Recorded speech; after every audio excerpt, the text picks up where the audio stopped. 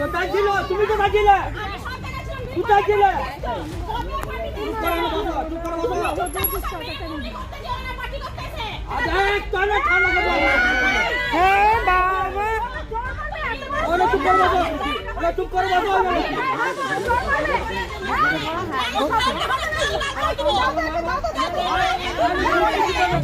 তো আমি তো কোনো এই পাচ্ছি না। আমরা যদি কোনো কাজই করতে পারবো না, আমরা যদি গরিব মানুষের পাশে থাকতে পারবো না, তাহলে আমরা কি জন্য আছি এই পার্টিটাকে নিয়ে?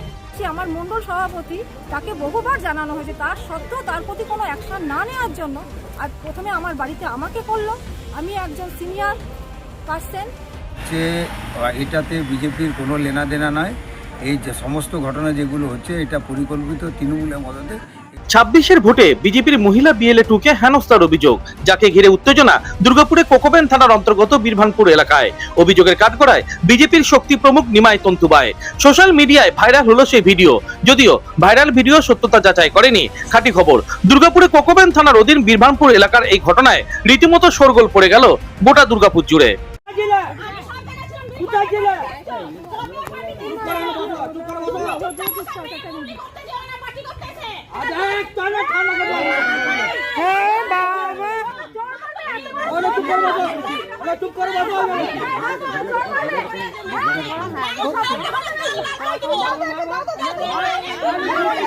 বীরভানপুর এলাকার বিজেপি সক্রিয় নেত্রী মালতী বাউরির অভিযোগ, রাজ্য সরকারের সামাজিক প্রকল্পগুলোর জন্য ফর্ম ফিল আপ করাকে কেন্দ্র করে অশান্তির সূত্রপাত। নিমাই তন্তুবাই নামে ওই বিজেপি নেতা রীতিমতো তাদেরকে কোণঠাসা করে রাখার জন্য মানুষকে ভুল বোঝাচ্ছে বলে অভিযোগ করেন মালতী বাউরি নামে মহিলা বিজেপির ওই BLA-2। এই ঘটনায় দলের ভাবমূর্তি খারাপ হচ্ছে বলে অভিযোগ করেন মহিলা বিজেপি নেত্রী মালতী বাউরি। এই অন্যায় প্রতিবাদ করাতে অভিযুক্ত বিজেপি নেতা নিমাই তন্তুবাই তাকে হেনস্থা করেছে বলে অভিযোগ ওই মহিলা বিজেপি নেত্রীর।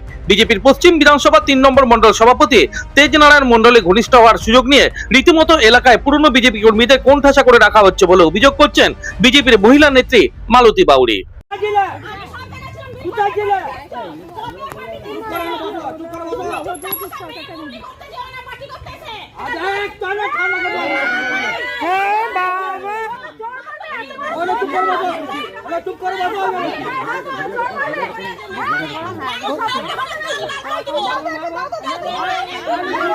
কিছু কাউকে বলিনি, এমনকি যাদের সাথে মানে ওনাদের সংযোগ রয়েছে তারা আমাদেরকে রাস্তাঘাটে টোন টিটকারি করছে, আমরা তবুও কিছু বলিনি। তারপর যখন আমি আজকে সন্ধ্যাবেলায় ওই মহাশয়কে ডেকে মানে নিমাই তন্তুবাইকে ডেকে যখন কথাটি বলতে গেলাম, উনি একদম এমন রিয়েক্ট করলো, তুমি যা করতে পারো করে নাও, একদম আমার মানে ওনার হাত আর আমার গাল, তাহলে তো মারাই হলো। মানে একটা মেয়েকে কিভাবে অপমান করতে হয়, গালাগালি ধস্তাধস্তি, এখনো পর্যন্ত এই বিষয় নিয়ে না আমি এখনো কোনো নিজের মতো কোনো পাইনি। সেফটি আমাদের যে এখন 2026-এ যে একটা মেয়েদের সেফটি জায়গা থাকে, আমার তো মনে হচ্ছে যে না এই পার্টি মানে আমাদের এই পার্টিতে এসে তা মানে আমাদের যে কোনো সেফটি আছে সেটা বুঝবো কি করে, যেখানে একটা মেয়েকেই সম্মান করা হয় না। হ্যাঁ, মহিলা মোর্চার আমাদের কোনো নেই, অগ্নিমিত্রা দিয়ে যেহেতু আমাদের তার তো আমরা রয়েছি ছত্র ছায়া হিসাবে।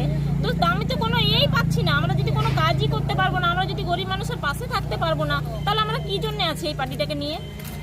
আর আমাকে মারা হয়েছে, আর সবাই এখনো পর্যন্ত হুমকি দিয়ে যাচ্ছে যে ও বাড়িতে আসুক, আমাকে ধরে নাকি মারবে। আপনার বাড়ি কোথায়? আমি থাকি বীরভানপুর 41 নম্বর ওয়ার্ড। আমি প্রতিবাদ করেছি বলে আজকে আমাকে মার খেতে হচ্ছে। আর আমি অসুস্থ, আমি আজকে 3 দিন আগে বাড়িতে এসেছি, 10 দিন হসপিটালে ভর্তিতে ছিলাম, 3 দিন ICU-তে ছিলাম। এখনো পর্যন্ত এই যে আমার কাছে সমস্ত প্রমাণ আছে, কিন্তু এইভাবে উনি হেনস্থা করেন। ওনার নেচার সবাই জানেন আমাদের ওইখানে কেমন ধরনের নেচার। আর উনি এখনো পর্যন্ত আমি যেটুকু জানি যে আমাদের বিরোধী পার্টি যিনি ছিলেন মানে যারা ছিলেন আর কি, তাদের কাছ থেকে এখনো টাকা পয়সা নিয়ে কারবার চলছে ওনার। অভিযোগ আমার এটাই আছে, আমি থানাতে অভিযোগ জানালাম, কিন্তু আমি জানি না থানার থেকে কোথায় কি কথা শোনানো হচ্ছে। থানার থেকে কিন্তু আমি কোনো হেল্প পেলাম না। আমি বৃহস্পতিবার বীরভানপুর এলাকার এই ঘটনার জেরে কোকোবেন থানায় এসে জড়ো হয় উত্তেজিত বিজেপি কর্মীরা। ক্ষোভ প্রকাশ করেন অভিযুক্ত বিজেপি শক্তির প্রমুখ নিমাই তন্তুবাইয়ের বিরুদ্ধে।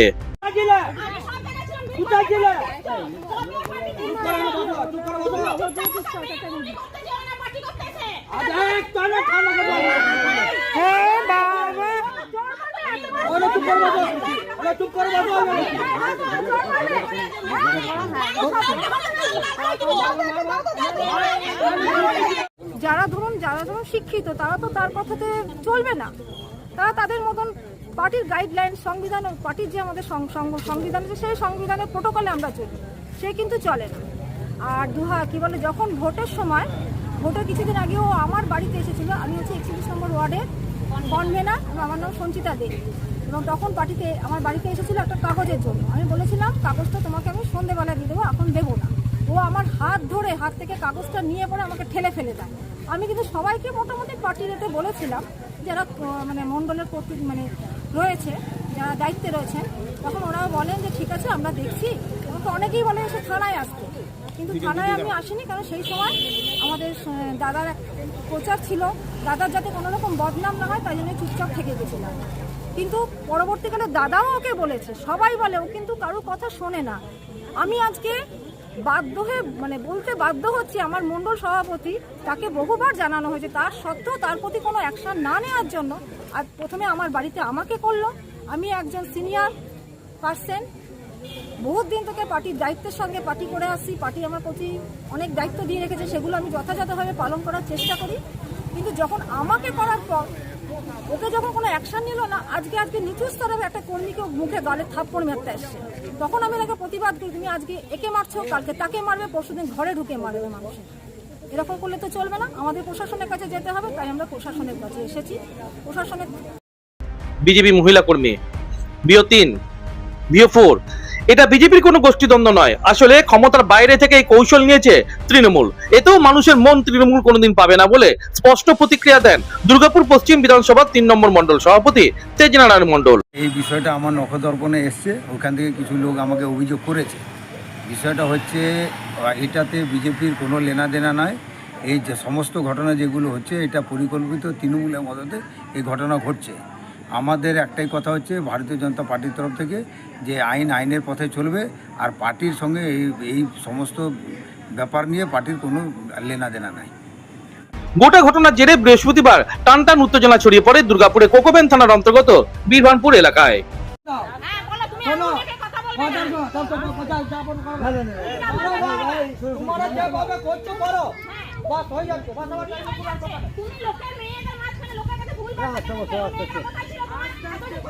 কোথায় ছিল তুমি? কোথায় ছিলে? কোথায় ছিলে?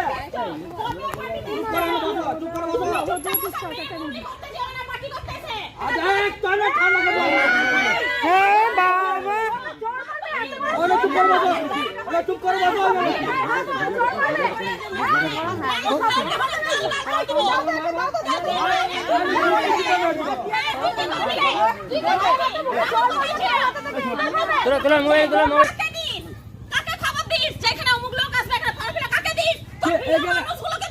এখানে গ্রুপে সবাই অ্যাড আছে, সবাই অ্যাড আছে।